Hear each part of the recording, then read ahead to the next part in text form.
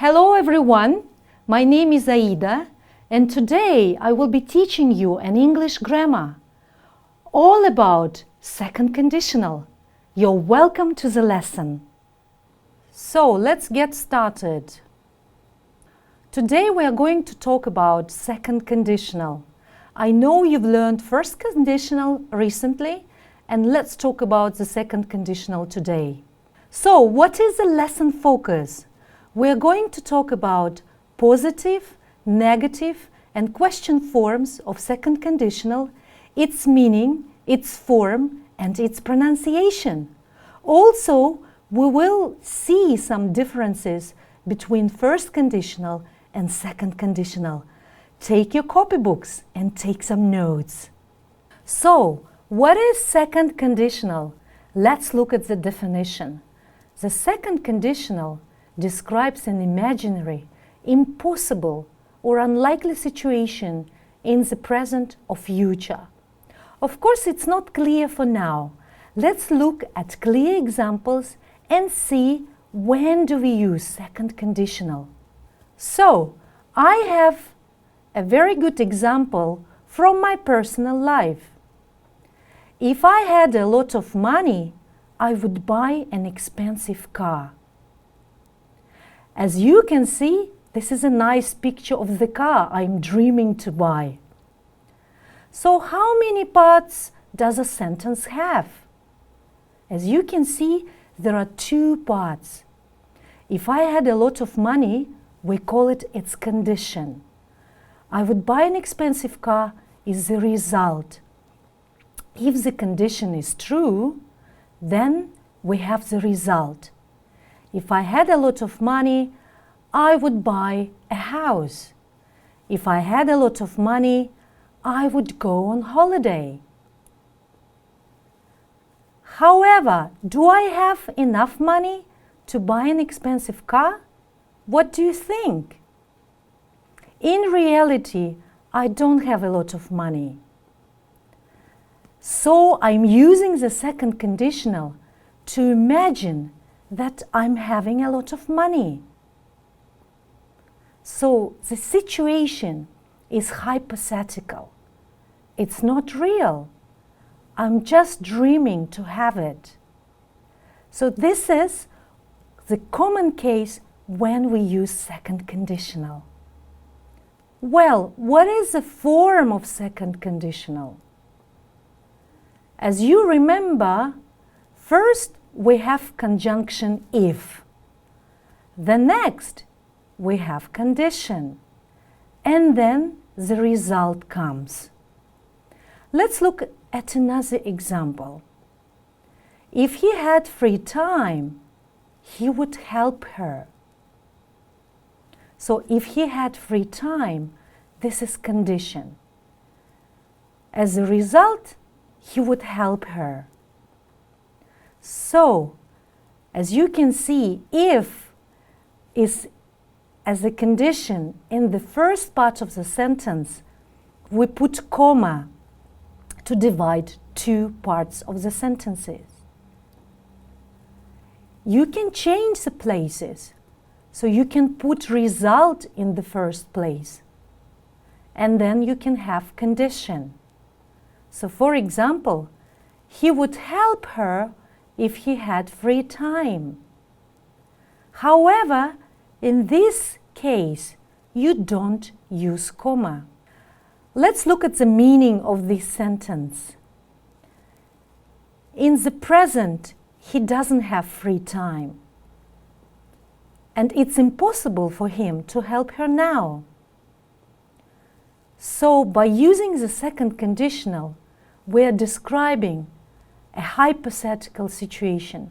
So he wants to help, but unfortunately, he doesn't have free time. And that's why he is dreaming, saying, if I had free time, I would help her. So, what is the verb tense of the condition? Let's remember our examples. If I had a lot of money, I would buy an expensive car. If he had free time, he would help her. So what tense do you see in the condition? You see the past simple. The past tense is indicating a distance from reality. We should remember that in the condition we use past tense, but it's not a past simple.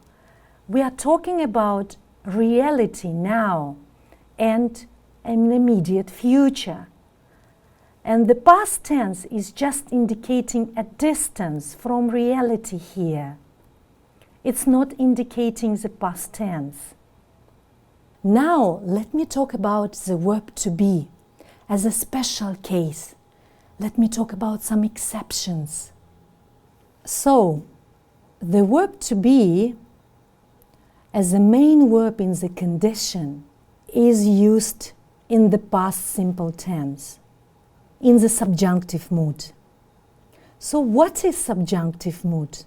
I'm going to show you some examples to describe the subjunctive mood. So first of all, let's revise the indicative mood. So past simple in indicative mood, it's a past simple in the normal way when we use pronouns with the verb to be in the past form. For example, I was, you were, he was, she was, it was, we were, you were, they were. So that was a kind of revision of past simple of the verb to be. In the second conditional, we use past simple in subjunctive mood. So, and the differences are highlighted in red. So I would say I were, you were, he were, she were, it were, we were, you were, they were. So in the second conditional, we do not say he was, we would say he were. We wouldn't say she was, we would say she were. We don't say it was, we would say it were. So this is subjunctive mood. And let's look at the examples. If I were you, I would go to Italy. So this is correct. If I was you, I would go to Italy. It's wrong, it's incorrect, because we use subjunctive mood rather than indicative in the second conditional. If he were rich, he would buy an expensive car. So what do you think? Is it correct or it's incorrect? You're right, this is correct. If he was rich, he would buy an expensive car. It's wrong. So we usually use this form, if I were you, when we give advice. It's a very frequently used phrase. So if you're giving an advice to someone, you could use, if I were you, I would definitely call him. Or if I were him, I wouldn't talk to her. So second conditional is used when we give a piece of advice.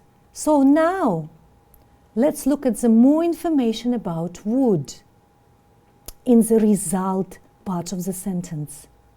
The structure of the result is, we have subject, we have would plus base form of the verb. So infinitive without particle to. For example, if I had lots of money, I would go to Italy. So as you can see, I is the subject, then we have would plus base form of the verb. So, what is a full form? We usually use I would go, you would go, he would go, she would go, it would go, we would go, you would go, they would go.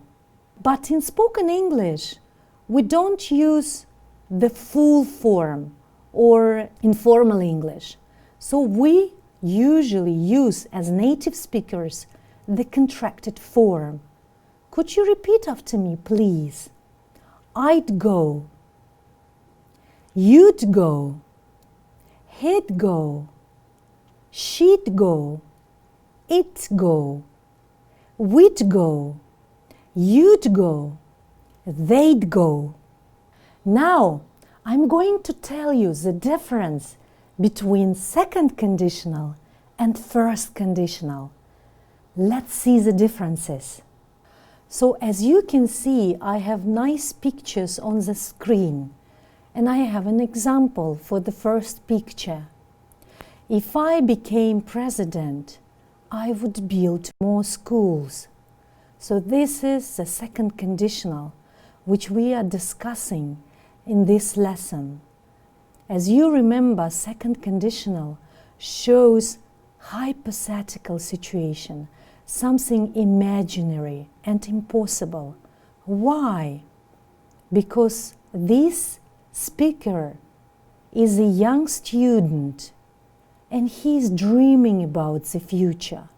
I don't say he's a real candidate now at the moment, but he's got aims in his life and he is dreaming to become president. Now let's look at the second example. If I become president, I will build more schools. So this is the first conditional. And as you remember, first conditional shows future possible real actions. And if you see the differences, in the second conditional, we use after if in the condition past tense. And in this results part, we use would build. In the first conditional, we use present simple, if I become president.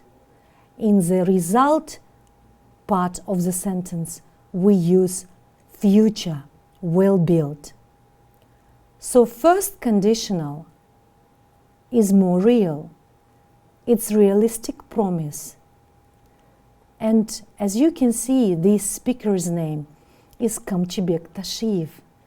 And he's a real candidate for the election. He might become a future president. So the difference between second conditional and first conditional is how do we see the action.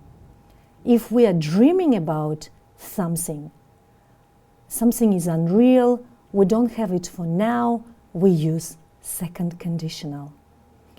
If something is real and you would like to talk about the future possible action, we use first conditional. For example, the weather is really changeable, and if it rains, I will take an umbrella. Now this is a summertime, and I'm not sure that it can snow. But if it snowed, I would put my coat. So this is something unreal for the summertime, and it's hypothetical. That's why I use the structure of the second conditional. Now we will practice a lot. We will do exercise 1. I would like you to complete the sentences using the correct form of second conditional. Let me give you 2 minutes to think, take some notes, and then we will check.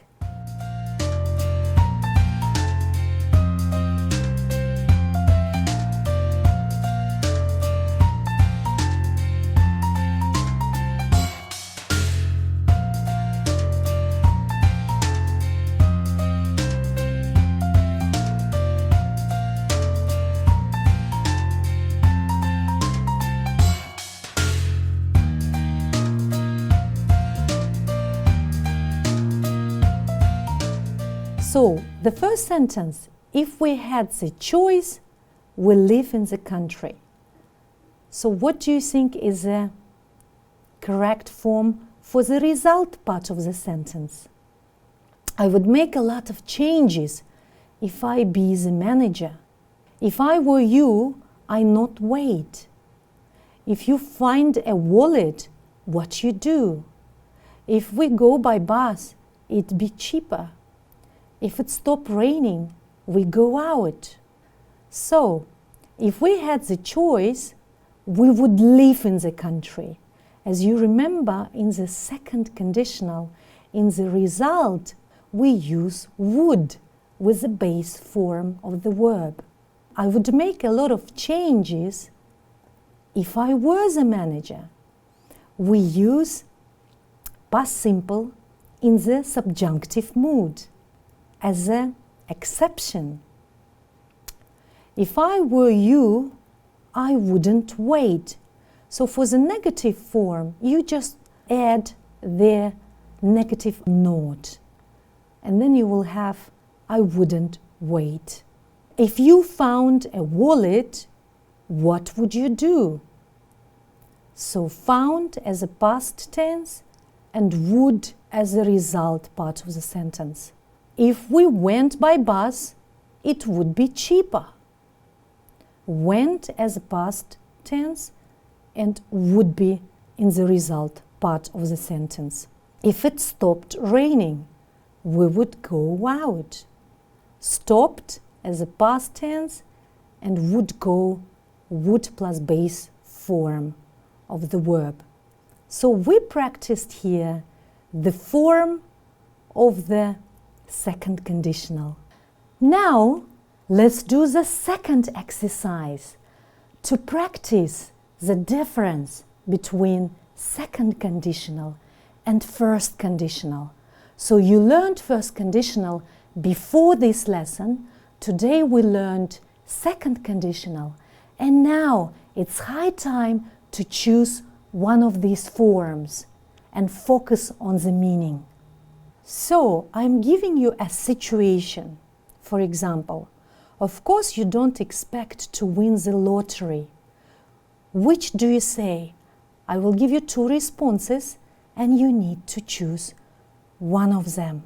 If I win the lottery, I will buy a big house. If I won the lottery, I would buy a big house. So which one do you think is correct? So now at the moment you are not expecting to win the lottery. But if you somehow won the lottery, what would you do? You would buy a big house. Yes, so the first one is incorrect because it's hypothetical situation.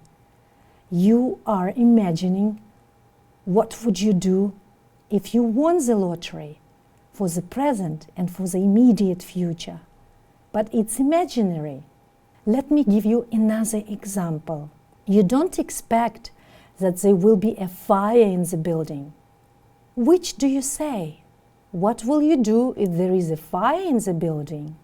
Or what would you do if there was a fire in the building? Again, so you're not expecting that there will be fire in the building. So the first one is incorrect because it shows real future action. The second is correct because we don't have fire in the building. We are just thinking, what would we do if it happened? The third example, somebody stops you and asks the way to the bank. Which do you say? If you go right at the end of the street, you will see a bank on your left. If you went right at the end of the street, you would see a bank on your left. So which one is correct? The first one. Why? Because it's a reality. He stops you in the street and now is asking the way to the bank. So you can show the way immediately. And that's why you give an instruction. If you go right at the end of the street, you will see a bank on your left. And last sentence, you've never lost your passport and you can only imagine it. The key word is imagine. I don't know what I will do if I lose my passport. I don't know what I would do if I lost my passport. So you have a keyword imagine. And of course, you probably guessed that the first one is incorrect because the second shows that it's an imaginary situation. So this is the end of my presentation. Thank you very much for your active participation. I hope you've learned so much today. See you next time. Goodbye.